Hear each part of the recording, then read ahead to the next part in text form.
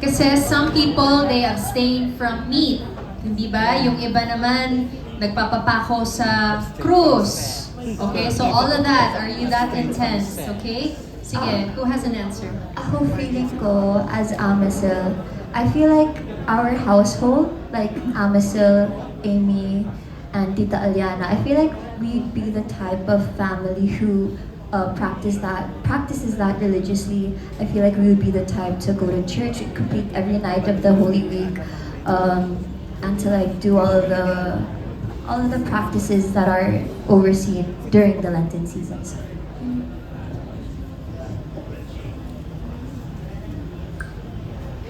Okay, I see.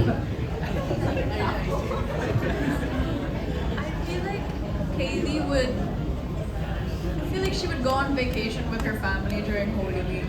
Yeah. Diba? Parang magbe-vacation sila buong Holy Week. May nakaplano na yan months before.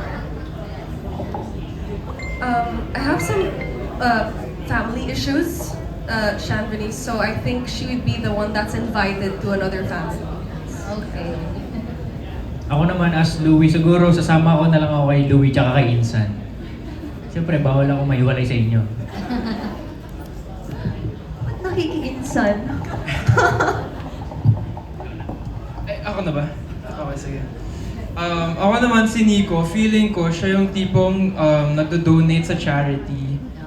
Kasi ano siya medyo mayaman siya, nagmo-model. Yun yung description niya. So, yeah, siya yung tipong magdo-donate, tapos kung may oras siya, magcha-charity work, diba, mag-feed the in need, tapos syempre, sisiguraduhin niya na okay si Mu, na okay si Ren, na kumain na ba siya, pumunta na ba siya sa mga kailangan niyang gawin. So, ganun si Nico.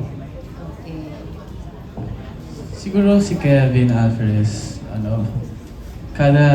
kada araw iba-iba yung babae na sinasamahan. As Kevin Alvarez. Yeah. Like, syempre, chick boy, ayun. Pero siguro mostly kasama ko sila, yan, ito, yung trio, yung models, yan.